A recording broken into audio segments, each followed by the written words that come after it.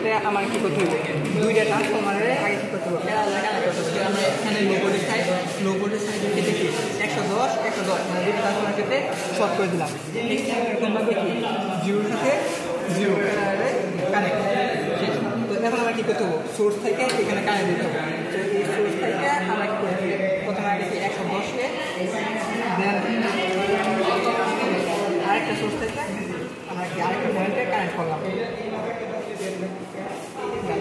শেষ। তো এরপরে আমার কাছে কাজ হলো অন কট। আচ্ছা, তো তারপর আমার কি এবার আমার কি সেকেন্ডারি উইন্ডিংয়ে কারেন্ট দিতে হবে। সেকেন্ডারি উইন্ডিংয়ের ক্ষেত্রে আমার সর্বপ্রথম কী করতে হবে, 220-এর সাথে নিচেরটা 220 কি প্যারালে কানেক্ট করলাম। দেন আমার এখানে যদি আমি সার্কিটে খেয়াল করি 220-এর সাথে 220 শর্ট করা হয়েছে। দেন আমার যে লোয়ার প্রান্ত জিরোর সাথে কী আছে, আমার 2 ডায়ামিটার কমন করা আছে। তো এই জন্য এখন আমাদের কাজ হলো 2 ডায়ামিটার কমন করা। তো এখান থেকে আমরা এমিটারের প্রান্ত লোয়ার প্রান্ত, এই যে প্রান্ত লোয়ার প্রান্ত, এই লোয়ার প্রান্ত থেকে একটা এমিটারে কী করতেছি, কানেক্ট করতেছি। এমিটারে পজিটিভ প্রান্তে কী করলাম, কানেক্ট করলাম।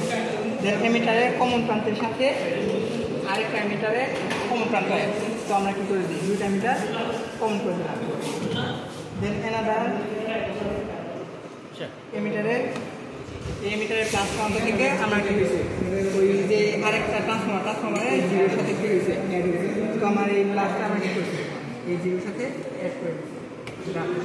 আচ্ছা, তো এবার আমার কানেক্ট করা হলো লোডের ক্ষেত্রে আমার কি এই 220 থেকে আমার মূলত কী হয়েছে, লোড কানেক্ট হয়েছে। তো আমার কেরালা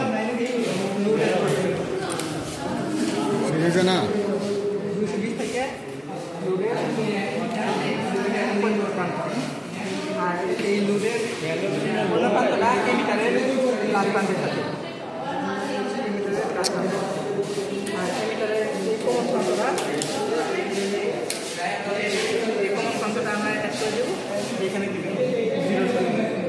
এখানে আচ্ছা, এইটা এখানে দিলেও নিব, এটা যে কোনো একটা কমন প্রান্ত বা জিরোর সাথে দিলেও, তোর ইচ্ছা, তুই জিরোর সাথে দিতে পারি।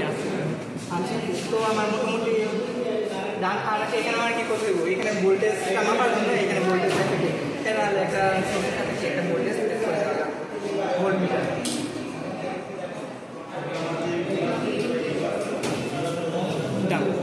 এই